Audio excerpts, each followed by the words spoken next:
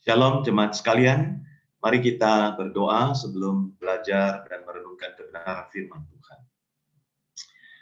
Bapa kami yang di surga, yang kami kenal dalam nama Tuhan Yesus Kristus, kami sungguh mengucap syukur ya Tuhan, di tengah situasi yang kurang baik karena pandemi COVID ini, kami masih diberikan anugerah oleh Tuhan, belas kasihan oleh Tuhan, untuk boleh belajar kebenaran firman Tuhan, untuk boleh beribadah, untuk boleh berdekat kepada Tuhan.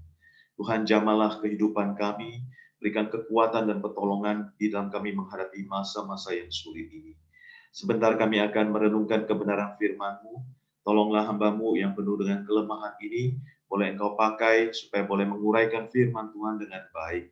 Dan setiap jemaat yang mendengarkan, biarlah Tuhan juga boleh menegur, membimbing, menghibur, menguatkan kami. Terutama di dalam kehidupan kami, yang akan merenungkan, akan mengasihi Engkau dan mengasihi sesama kami, mengasihi keluarga kami. Tolong kami ya Tuhan.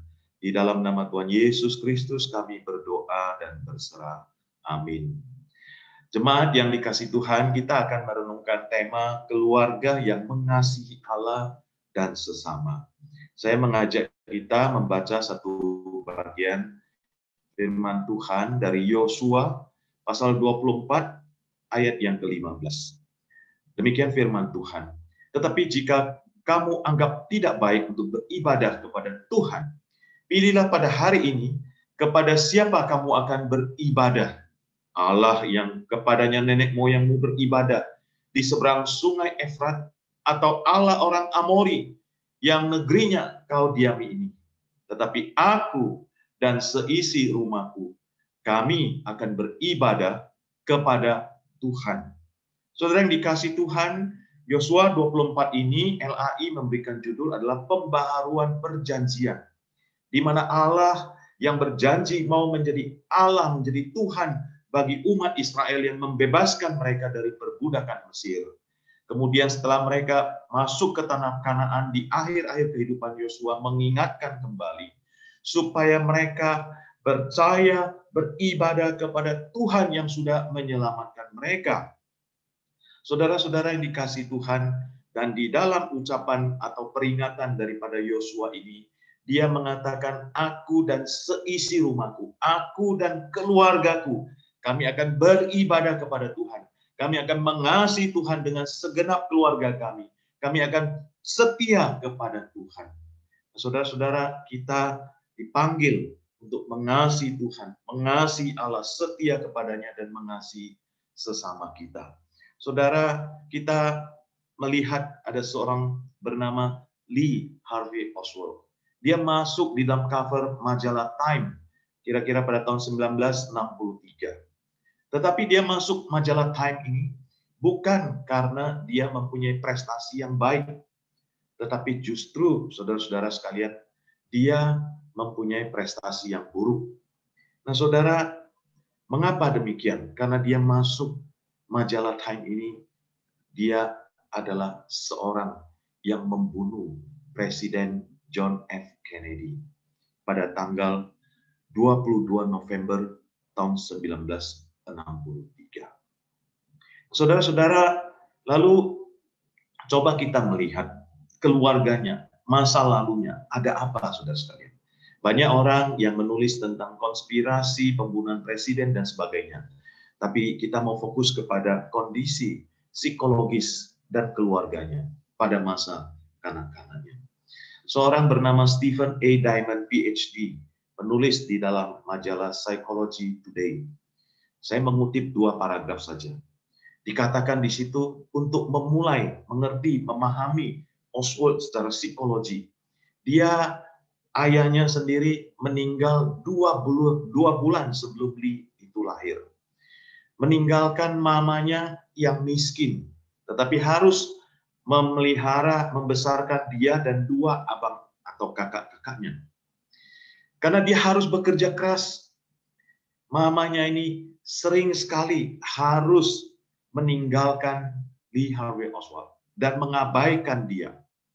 Lalu memberikan kepada baby sister berganti-gantian. Ya, baby sister yang merawat dia. Dan beberapa baby sister ini dilaporkan melakukan pelecehan fisikal kepada Lee ini pada tahun-tahun pertama kehidupan. Jadi saudara, sejak lahir dia kurang mendapatkan perhatian dari mamanya, tetapi oleh baby sister yang justru memberikan perlakuan buruk kepada dia.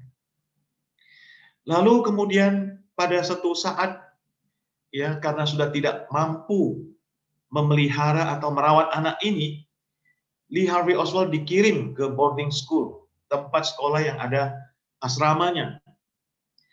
Lalu meninggalkan dia di sana. Sekali lagi terabaikan dan tidak mendapatkan kasih sayang mama. Meskipun mamanya kadang-kadang mengambil kembali anak ini.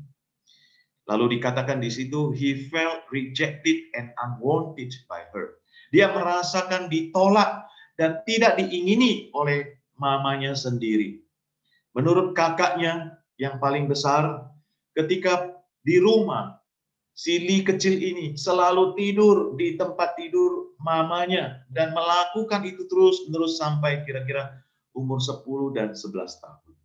Dan seterusnya, saudara, kisah-kisah Lee Harvey Oswald ini ketika dia di sekolah, dia mengalami kasus kenakalan remaja dan berbagai kasus-kasus yang kurang baik.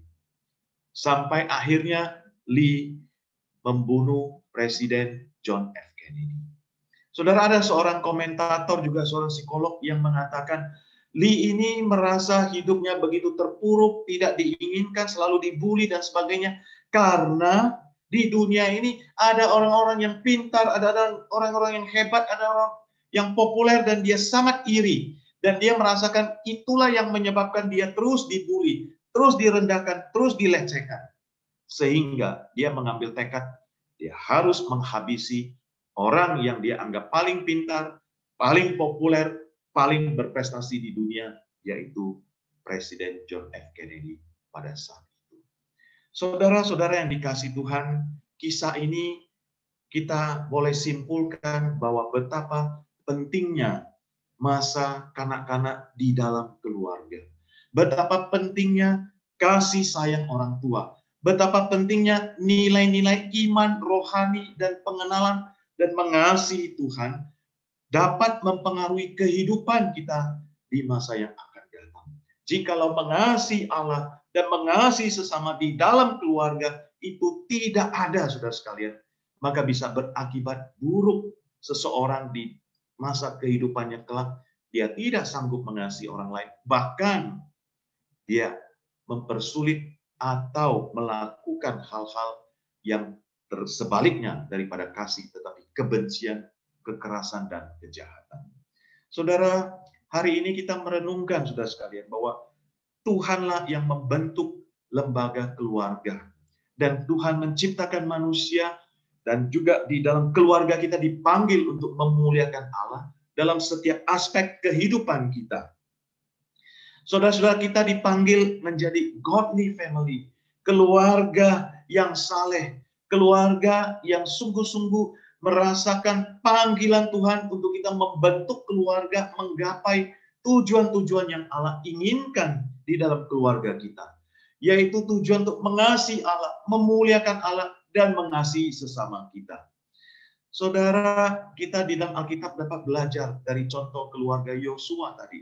Ini adalah keluarga yang betul-betul merasakan Tuhan memanggil dia untuk dia dan seisi rumahnya mengasihi Allah, mengasihi umat Israel. Kemudian Tuhan juga, kita melihat lebih ke belakang lagi, memanggil keluarga Nuh. Lalu ada keluarga Ayub, yang dimana kalau di dalam catatan itu Ayub sering sekali berdoa untuk anak-anaknya, untuk keluarganya, meminta pengakuan dosa bagi keluarganya. Keluarga Abraham yang dipanggil, keluarga Yusuf, dan juga keluarga Naomi pada saat itu yang sudah kehilangan suaminya, tetapi dia bisa menjadi berkat karena dia mengasihi Allah dan sesamanya, sampai Ruth, seorang yang asing yang menjadi menantunya, rela mengikuti Naomi, yang artinya dia juga mengikuti Allahnya Naomi. Kemudian di Perjanjian Baru, satu keluarga yang sangat indah yang bisa kita jadikan teladan adalah keluarga Yusuf dan Maria. Mereka sudah mempersiapkan di dalam pertunangannya untuk mau membentuk satu keluarga, tetapi di tengah-tengah itu Tuhan intervensi. Tuhan mengatakan mereka dipanggil untuk menjadi papa dan mamanya Yesus secara manusia. Pada awalnya mereka ragu-ragu, tetapi akhirnya mereka taat kepada panggilan Tuhan. Dengan demikian, ini adalah contoh keluarga yang mengutamakan Tuhan, yang mengasihi Allah dan mengasihi sesama. Saudara-saudara yang dikasihi Tuhan, kita di sini akan melihat bahwa mengasihi Allah dan mengasihi sesama merupakan dua hukum yang utama. Di Perjanjian Lama, demikian juga di Perjanjian Baru dipertegas oleh Tuhan Yesus Kristus. Mengasihi Allah dan sesama harus dimulai dari keluarga. Mengapa? Karena keluargalah yang menjadi komunitas pertama, menjadi tempat pertama bagi setiap kita untuk belajar menjalani kehidupan. Dari keluargalah kita belajar dasar-dasar kehidupan. Kemudian saudara-saudara sekalian, kita merenungkan lagi ketika kita sungguh mengasihi Allah di dalam keluarga kita, maka seharusnya Allah yang memimpin hidup kita, firman-Nya, nilai-nilai kebenaran firman Tuhan yang memimpin kehidupan keluarga kita, sehingga seharusnya kasih kepada Allah itu juga terwujud dalam kasih terhadap sesama di dalam keluarga ketika kita menjadikan itu komunitas pertama untuk menjalani kehidupan kita. Kemudian saudara, ketika kasih di dalam keluarga, suami dan istri saling mengasihi, kepada anak-anak saling mengasihi, kita merasakan kasih itu, kita melihat, menyaksikan dan belajar darinya, maka itu secara alamiah menurut saya seharusnya juga nanti akan terwujud ketika kita berhubungan dengan orang-orang lain di masyarakat atau di luar keluarga kita. Sebaliknya, kalau di dalam keluarga kita tidak melihat contoh mengasihi Allah, beribadah kepada Allah, berdoa, bersandar, setia kepada Tuhan. Lalu di dalam keluarga itu juga kita terus ribut, terus mengalami percecokan yang tiada henti, mengalami kebencian, mengalami kepahitan, mengalami kekerasan. Maka kemungkinan besar, secara alamiahnya juga itulah model-model yang kita lihat, lalu kita berhubungan dengan orang lain. Juga kita sulit untuk mempraktekkan kasih dan mengasihi sesama maupun mengasihi Allah. Itu sebabnya penting, saudara sekalian, keluarga yang mengasihi Allah dan sesama kita berenungkan pada hari ini di dalam ibadah kita. Saudara-saudara, di dalam mempersiapkan tema ini, saya mengingat sebuah buku dari tugas baca saya ketika kuliah Child and Family Development yang ditulis oleh Kit J. White. Dia menulis buku berjudul The Growth of Love. Dia mengatakan buku ini berdasarkan pengalaman seumur hidupnya di dalam merawat anak-anak yang ada di panti asuhan yang dia dirikan. Mereka berasal dari anak-anak yang stres dan keluarga broken home. Dia juga mempelajari literatur tentang perkembangan anak, tentang psikiatri, dan juga tentang bagaimana mempraktekkan merawat anak-anak di dalam asrama.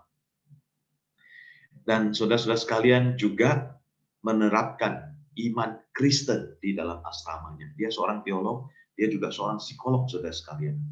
Dan dia mengatakan ada 5 elemen penting yang sudah terkonfirmasi sangat vital untuk perkembangan manusia, di mana kasih bisa bertumbuh, bisa berkembang. Where love is able to grow. Saudara-saudara sekalian, 5 elemen itu saya singkatkan di dalam bahasa Indonesia supaya kita lebih mudah hafal dengan A, B, C, D, E. Yang pertama adalah security, rasa aman. Yang kedua boundaries, batasan, disiplin, nilai, prinsip. Yang ketiga signifikan. Saya pakai C yaitu citra Allah. Yang keempat adalah community and relationship. Saya pakai kata D, dikasihi dan mengasihi dalam komunitas, khususnya komunitas keluarga. Kemudian yang terakhir adalah creativity. Saya memakai kata E, yaitu efektivitas dan kreativitas mengembangkan potensi dan talenta. Nah, saudara-saudara sekalian, kita mulai dari rasa aman, security.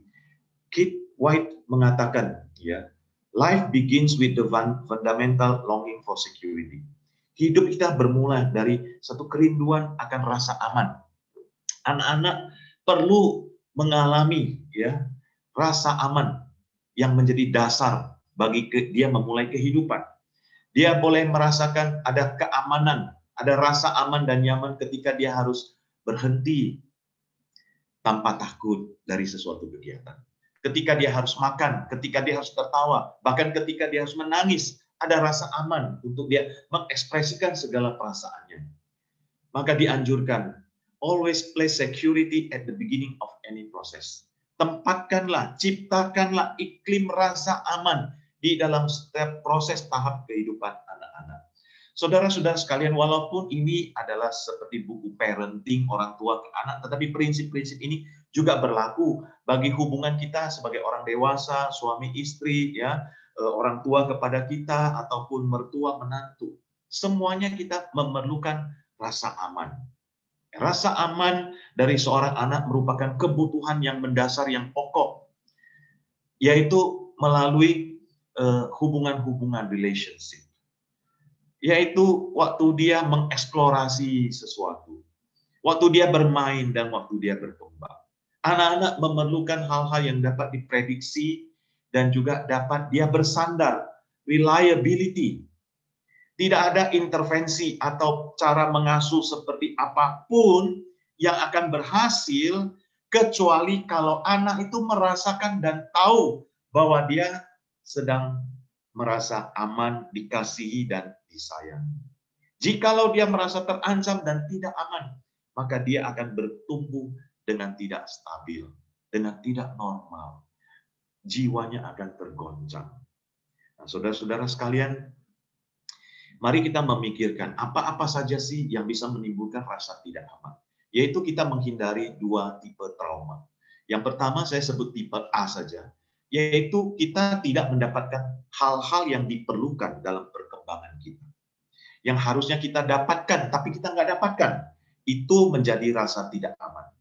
Yang pertama, misalnya, kita tidak diperhatikan, tidak pernah dipuji orang tua, tapi lebih banyak dikritik terus, dimarah terus. Tidak ada keseimbangan antara kritik dengan kasih.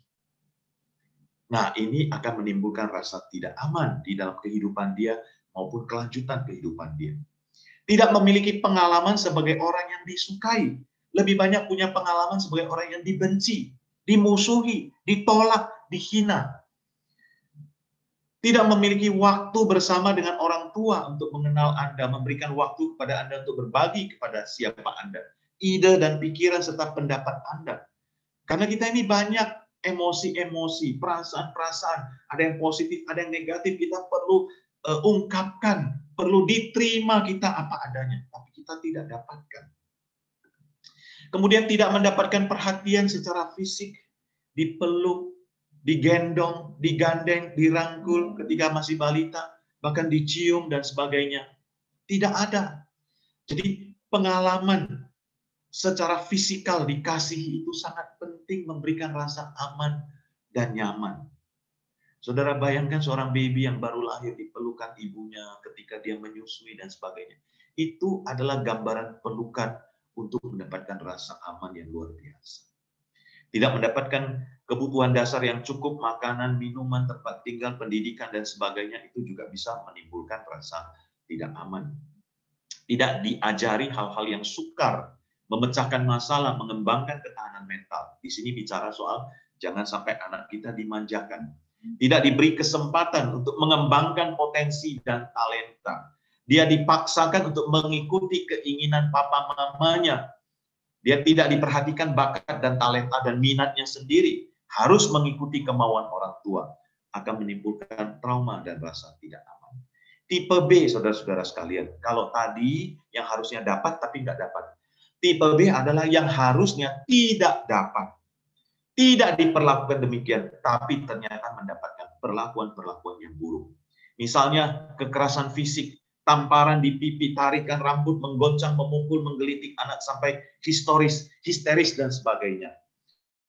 Saudara-saudara sekalian, saya pernah belajar ya, kalau kita usahakan, kalau kita mendisiplin anak, jangan sampai kita memakai fisik atau dipukul. Tapi kalau terpaksa untuk anak-anak yang masih kecil, masih balita, Mereka belum mengerti tentang kata-kata, penjelasan, dan sebagainya. Kalau harus disiplin dengan pukulan saja pantatnya dan dengan tangan, jangan dengan alat.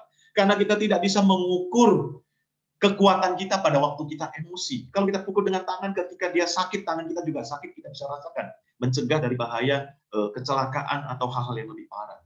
Jangan pukul di bagian wajah, karena ini merupakan simbol daripada harga diri kita. Di samping itu, kalau di pipi, di wajah, dan sebagainya, ada syaraf-syaraf yang bisa mengakibatkan trauma-trauma, luka-luka di dalam tubuh kita. Saudara, pikirkan baik-baik cara yang terbaik. Hindari dengan harus kekerasan fisik. Kemudian penghinaan yang menimbulkan luka emosional. Ada anak yang dimarah, monyet lu misalnya, ya, dan kata-kata kasar yang lain itu akan menimbulkan luka emosional. Kekerasan seksual termasuk sentuhan yang tidak pantas, ditinggalkan oleh orang tua atau orang tua yang bercerai, siksaan atau pelecehan yang berhubungan dengan ritual kuasa gelap. Itulah yang terjadi tadi. Ciri-ciri ini kalau kita belajari dengan Lee Harvey Oswald tadi, menimbulkan satu trauma dan luka batin yang akhirnya mengakibatkan dia menjadi seorang yang tidak bisa positif mengasihi dalam hidupnya. Saudara, kita harus hati-hati akan hal ini. Jangan sampai kita menimbulkan trauma-trauma bagi anak-anak kita. Pada waktu saya mengajar di sekolah, ada seorang anak kira-kira kelas 3 SD, tiba-tiba menghilang dari rumah. Hari kemudian anak ini rupanya disembunyikan dan bersembunyi oleh tetangganya. Nah, kenapa tetangganya mau? Karena anak ini sering dilihat oleh tetangganya terus-menerus dipukul, mendapatkan siksaan oleh orang tuanya. Akhirnya dia nggak tahan dan anaknya ini memang mencari pertolongan, disembunyikan di situ. Kemudian setelah dibimbing dan diselidiki termasuk orang tuanya, diketahui saudara sekalian, ternyata orang tuanya ini pada waktu anak ini lahir, orang tua ini usahanya bangkrut. Lalu orang tua ini bukan orang Kristen, dia pergi cari dukun, cari orang pinter. Si dukun itu mengatakan tanggal lahirmu dengan tanggal lahir anak ini ada ciong, ada bertentangan. Sehingga anak ini lahir membawa sial bagi kamu. Sehingga usahamu bangkrut. Kasihan sekali saudara, sejak saat itu anak ini terus-menerus dibully, dilecehkan, mendapatkan kekerasan fisik oleh orang tuanya. Karena tidak memahami kebenaran firman Tuhan. Saudara-saudara sekalian, jangan sampai kita menimbulkan rasa sakit hati dan juga trauma bagi anak-anak kita. Sebab kemudian dia akan sulit juga mengasihi sesamanya. Kemudian ada lagi menyaksikan orang lain yang dilecehkan. Saudara-saudara yang dikasihi Tuhan, banyak hal-hal kalau trauma-trauma itu timbul akan berakibatkan efek negatif. Kalau bisa ada waktunya kita mengadakan pemulihan bersama keluarga dan anak-anak kita. Coba gali apakah mereka mengalami luka batin atau trauma-trauma dan sebagainya. Nah, saudara, hal-hal negatif kita hindari. Misalnya trauma-trauma tentang pelecehan seksual dan sebagainya, itu bisa menyebabkan anak itu nanti jadi katakanlah LGBT, kelainan seksual dan orientasi seks dan sebagainya. Itu yang mau kita hindari. Kalau kita melihat Tuhan Yesus Kristus, maka dia memiliki rasa aman sebagai manusia biasa ya saudara ya. Karena dia memiliki hubungan yang baik dengan orang tuanya sendiri, yang mengasuh dia dengan baik, juga mempunyai hubungan dengan Allah Bapa. Di dalam catatan Injil dia sering berdoa, di dalam masa-masa memulai pelayanan, di dalam dia masa-masa mencari atau memanggil para rasul, pada pagi-pagi benar, pada waktu sibuk, dia mengajarkan doa Bapa kami, pada suatu waktu bersama murid-murid, dia pergi naik ke atas gunung berdoa, lalu kemudian pada saat-saat paling getar dalam kehidupannya harus menuju salib Yesus Kristus, berdoa datang kepada Allah Bapa, meminta jikalau boleh cawan ini berlalu. Tapi akhirnya dia sadar dia harus mengasihi Allah Bapa. Bukan kehendakku tetapi kehendak-Mu lah yang jadi. Dan dia memiliki, meskipun di tengah ketakutan dan stres sebagai manusia biasa, tetap ada rasa aman karena kedekatan dengan Allah Bapa. Dia bisa curhat ke Allah Bapa sampai 3 kali doanya itu. Kemudian dia maju dengan berani menuju ke salib. Nah, saudara-saudara, kita perlu belajar dari Tuhan Yesus Kristus. Yang kedua, saudara sekalian, boundaries yaitu batasan, aturan, disiplin, nilai, dan prinsip kehidupan. Kita melihat juga dalam kehidupan orang tua Tuhan Yesus Kristus. Yusuf dan Maria adalah seorang taat mengasihi Allah dan mempraktekkan kasih itu kepada anaknya Tuhan Yesus Kristus. Mereka melakukan menurut hukum Taurat. Tuhan Yesus harus disunat ya setelah 8 hari, lalu pada waktu pentahiran dibawa ke Yerusalem untuk diserahkan kepada Tuhan, penyerahan anak, saudara sekalian, sesuai dengan hukum Tuhan. Kemudian mereka mempersembahkan korban dalam rangka membesarkan anak ini dan mengasihi Allah menuruti firman Tuhan. Kemudian saudara-saudara sekalian, di dalam Lukas pasal 2, 39 sampai 42 dikatakan mereka selesai melakukan semua yang harus dilakukan menurut hukum Taurat. Dengan kata lain, orang tua Tuhan Yesus Kristus mengetahui batasan, nilai-nilai, prinsip-prinsip kebenaran firman Tuhan, mempraktekkannya baik secara upacara agama maupun saya percaya baik secara pendidikan kepada anaknya, dan dicatat di dalam pengasuhan orang tua mereka. Anak itu yaitu Yesus bertambah besar, menjadi kuat, penuh hikmat, kasih karunia Allah ada padanya. Satu pertumbuhan perkembangan yang holistik dari Tuhan Yesus Kristus. Dan dikatakan tidak itu hanya, tapi tiap-tiap tahun mereka membawa Yesus pergi ke Yerusalem pada hari Paskah. Sehingga anak ini boleh merasakan indahnya beribadah kepada Tuhan, indahnya mengasihi Allah, saudara-saudara sekalian. Sampai berumur 12 tahun, perkembangan Yesus dicatat kembali bahwa Yesus tetap hidup dalam asuhan mereka. Asuhan mereka, Yesus rela, walaupun dia adalah anak Allah, tapi dia rela dibimbing, diasuh oleh orang tua mereka. Dan orang tua ini adalah orang tua yang mengetahui batasan, disiplin, nilai, dan kebenaran firman Tuhan. Sehingga dicatat kembali di ayat 52, Yesus makin bertambah besar, bertambah hikmatnya dan besarnya, makin dikasihi oleh Allah dan manusia. Kalau tema kita adalah mengasihi Allah dan mengasihi sesama manusia, Yesus dicatat makin dikasihi oleh Allah dan oleh manusia. Luar biasa sekali, bukan? Teladan daripada Yusuf dan Maria. Mari kita mengasihi Allah dan mempraktekannya di dalam mengasihi sesama di dalam keluarga kita. Indah sekali, saudara-saudara sekalian. Ya, batasan. Kate White mengatakan, anak-anak harus mengetahui batasan aturan untuk mereka merasa aman, untuk mereka berkembang, untuk mereka berelasi dengan wajar. Sering sekali dalam pikiran kita, boundaries itu adalah aturan-aturan dan disiplin atau hukuman kalau dia salah.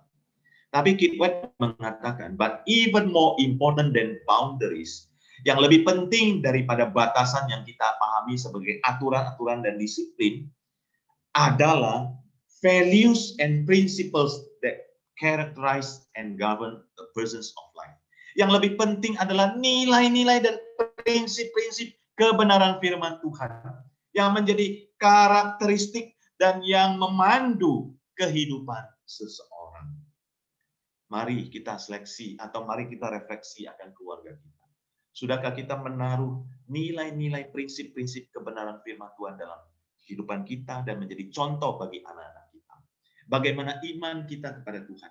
Bagaimana kesalehan kita, kesetiaan kita kepada Tuhan? Bagaimana nilai kejujuran, nilai kerajinan, ketekunan, kerja keras, nilai kasih, nilai pengampunan, nilai kesabaran, nilai mau memaafkan, nilai kemurahan, mengasihi orang lain, dan sebagainya yang ada di dalam prinsip firman Tuhan. Apakah kita sudah melakukan dan mempraktekannya dalam kehidupan keluarga kita? Maka anak-anak kita akan belajar dan akan bertumbuh dengan baik, dengan holistik seperti catatan pertumbuhan Tuhan kita Yesus Kristus.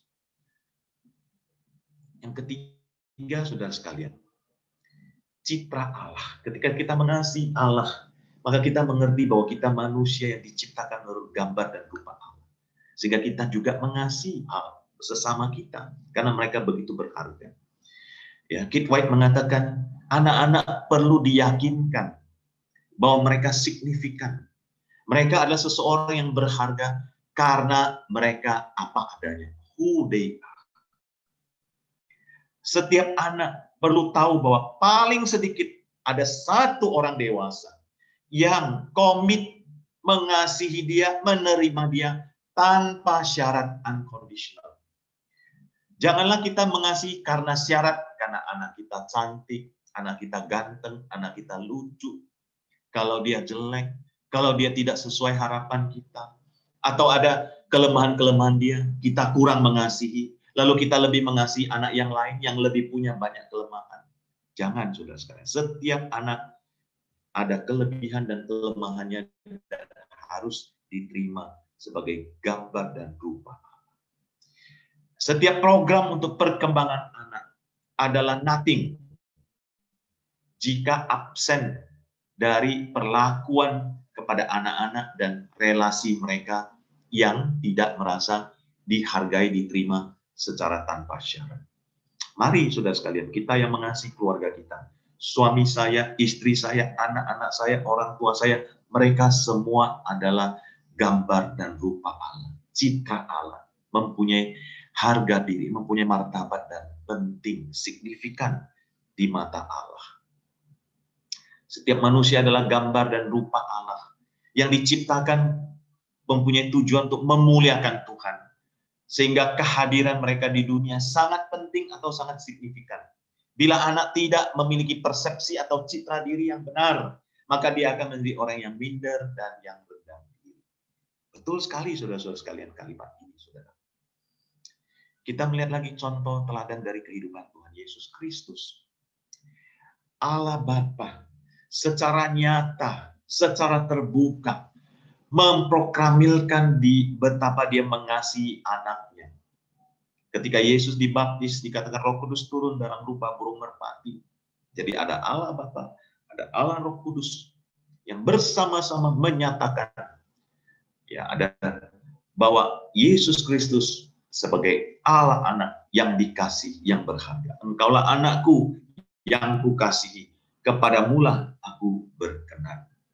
Saudara-saudara, begitu berharganya kita. Dan kita melihat contoh dari Allah Bapa yang mengasihi, yang begitu menghargai Allah anak, yang disaksikan di dalam Injil. Maka itu juga menjadi satu pegangan kita, teladan yang bisa kita lakukan untuk keluarga kita. Boleh katakan mungkin di kiri kanan saudara, istri, suami, anak-anak, nah, kamu berharga di mata Tuhan. Saya menghargai kamu, saya menerima kamu tanpa syarat. Tuhan Yesus memberkati engkau. Katakan itu, nyatakan itu saudara sekalian. Yang keempat, dikasihi dan mengasihi dalam komunitas. Biblically, children like the rest of us, secara alkitabiah, anak-anak sama seperti kita, diciptakan untuk komunitas dan untuk berelasi. Kita adalah makhluk sosial. Apakah gereja sudah menyediakan sarana ataupun iklim ataupun bagaimana menciptakan suasana untuk berkomunitas, untuk saling berelasi? Ya. Hukum yang pertama dan hukum yang kedua adalah mengasihi Allah dan mengasihi sesama. Jadi kita berkomunitas saling mengasihi. Zaman sekarang kita ditantang, ya. Suasana komunitas kita sudah berbeda, ya, dulu dan sekarang. Di gambar ini menarik, ya. Dulu kalau kita waktu makan bersama lebih banyak, ya, kita bisa ngobrol-ngobrol. Tapi sekarang waktu makan bersama masing-masing melihat gadget sudah sekali. Bahkan mungkin ada yang sudah jarang makan bersama, masing-masing makan sendiri-sendiri. Gadget mendekatkan yang jauh, tapi menjauhkan yang dekat. Nah, saudara-saudara sekalian, biarlah ini menjadi refleksi kita. Bagaimana kita membangun komunitas. Ada nggak waktu bersama dengan keluarga? Waktu bercerita, waktu berdiskusi, waktu untuk kita saling membangun. Di dalam poin dikasih dan mengasihi, saya mengajak kita untuk mempraktekkan 5 bahasa kasih dari tulisan Gary Chapman. Ya, Gary Chapman melihat dan memaparkan bahwa setiap kita ada bahasa kita untuk merasakan kasih. Dan juga ada bahasa kita mengasihi orang. Ada 5 macam, saudara-saudara sekalian. Ya. 5 macam itu adalah, ada orang yang ingin mengasihi dan dikasihi dengan kata-kata. Kata-kata dukungan, pujian, afirmasi. Ya. Ada yang waktu bersama. Dia lebih merasa dikasih dan mengasihi kalau ada waktu bersama dengan keluarga, pasangan, suami istri atau anak-anak. Dia merasa nyaman, dia merasa dikasih, dia merasa disayangi kalau ada waktu bersama, misalnya bersama jalan-jalan, bersama makan bersama nonton TV dan sebagainya. Ada lagi yang merasa dikasih dan mengasihi dia dengan cara memberikan hadiah-hadiah. Tidak perlu yang harus mahal-mahal, tapi hadiah-hadiah pada saat momen-momen penting, ulang tahun, atau hadiah misalnya ketika pulang dari luar kota, memberikan souvenir dan sebagainya. Lalu dia mengasihi dengan begitu, dia juga merasa dikasih kalau dia menerima hadiah. Dia akan ingat dengan baik, dia akan simpan di tempat tertentu dan sebagainya. Ada yang merasa dikasih dan mengasihi ketika dia bisa melayani, membantu sesamanya, bekerja dan sebagainya. Ya, saya dan istri misalnya, saya diminta membantu memasangkan gas, memasangkan dispenser dan sebagainya, atau hal-hal pekerjaan-pekerjaan kecil. Di situ ada rasa dikasihi dan disayangi.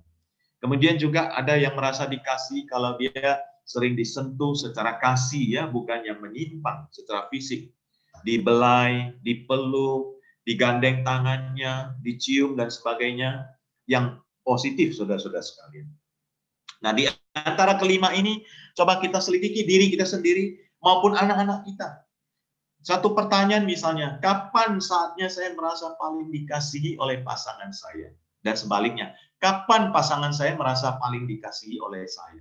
Paling merasa nyaman, paling merasa bahagia di dalam relasi ini.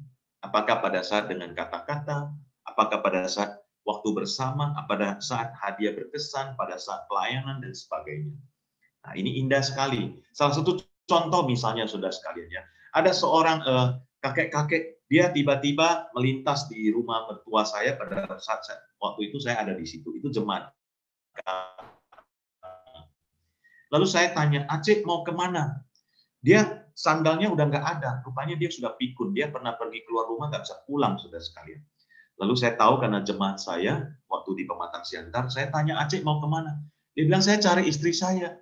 Istri Aceh di mana? Katanya dia mau ke dokter gigi, tapi saya nggak tahu di sebelah mana, kira-kira di sini atau di sana. Lalu saya carikan sandal, saya pakaikan, lalu saya coba-coba telepon keluarganya, kira-kira istrinya di mana. Lalu ketemulah istrinya ada di satu dokter gigi sedang berobat atau memperbaiki giginya. Langsung kemudian dia tunggu-tunggu di sana, keluarlah istrinya. Lalu istrinya berkata kepada dia, ayah, kamu ngapain datang capek-capek ke sini? Kan tadi saya sudah pesan, saya sebentar aja, nanti kamu keluar lagi nggak bisa pulang, kamu sudah pikun. Si Aceh ini mengatakan, saya nggak mau nih, dan itu sebentar lagi sudah mau main, jam 6 main, sekarang sudah 5.30, saya takut kamu terlambat. Saya pengen kita sama-sama nonton karena ini episode terakhir, saudara-saudara sekalian. Itu sinetron film dari China ya, sudah mereka nonton. Nah, saudara bayangkan, Aceh ini atau kakek ini sudah tua, tetapi dia begitu mengasihi istrinya, dan dia sendiri punya bahasa kasih adalah time together. Istrinya juga merasa, oh ya betul-betul, ini sudah episode terakhir, yuk kita nonton sama-sama lebih seru. Nah, saudara, ini salah satu contoh. Silakan saudara selidiki apa bahasa kasih saudara dan pasangan saudara dan anak-anak saudara. Dan lima-lima ini boleh dipraktekkan sambil kita menemukan kembali mana yang dominan dari kita dan keluarga kita. Disinilah kita belajar mengasihi saudara-saudara yang dikasih Tuhan. Kita mempraktekkan kasih ini di dalam keluarga kita. Lima-limanya kita praktekkan. Maka keluarga kita, anak-anak kita punya modal, punya contoh. Oh, begitu ya mengasihi. Maka secara alamiah dia ketika berelasi dengan orang sesama di luar keluarga pun dia akan mengasihi. Yang terakhir, saudara sekalian, adalah efektivitas dan kreativitas mengembangkan potensi atau talenta. Yang di dalam Kit White itu dia pakai kata creativity. Anak-anak perlu mengeksersis, berlatih kreativitas mereka. Pada dasarnya mereka adalah kreatif dan kreator. Kenapa, saudara? Karena mereka dicipta menurut gambar dan rupa Allah. Dia mengatakan, saya sudah melihat, ya, karena mereka berasal dari keluarga yang paling miskin, dari lingkungan yang paling miskin, yang harus dirawat di panti asuhan. Tetapi mereka bisa menciptakan mainan-mainan dari kertas bekas, dari kayu, dari plastik, dari karet, dan sebagainya. Luar biasa sekali. Tidak heran Kenapa? Karena mereka dicipta menurut gambar dan rupa Allah. Anak-anak harus diberikan kesempatan untuk berkreatif, untuk membuat, untuk membentuk, dan temukanlah potensi-potensi anak-anak kita.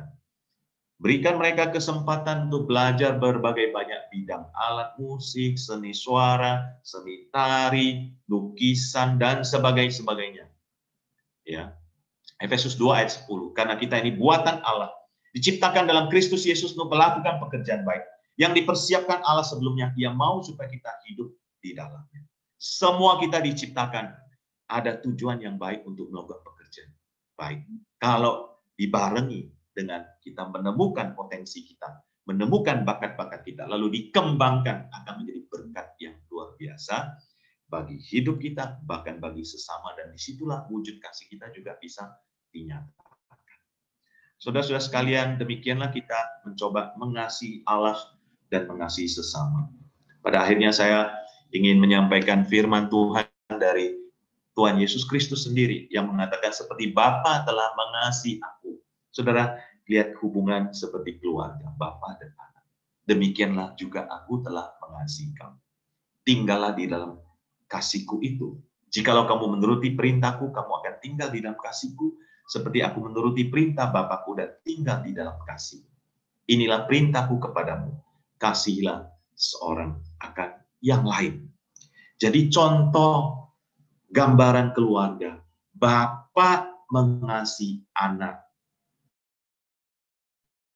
Anak merasakan kasih Bapa, maka anak ini atau Tuhan Yesus Kristus mengasihi sesama manusia, mengasihi murid-muridnya, mengasihi orang-orang yang percaya. Dan itu juga perintah yang mau diberikan kepada kita, supaya kita saling mengasihi. Inilah keluarga yang mengasihi Allah dan sesama.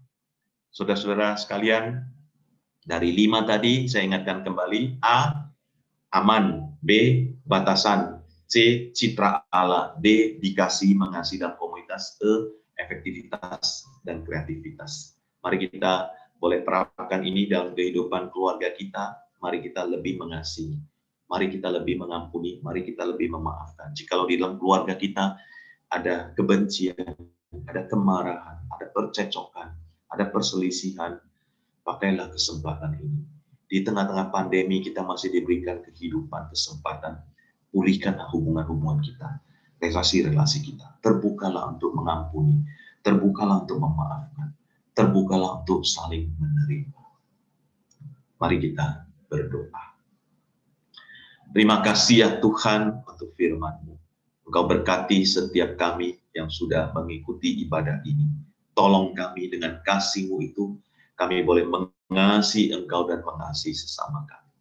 Di dalam nama Tuhan Yesus Kristus, kami berdoa mengucapkan syukur. Amin. Bersyukur untuk firman Tuhan yang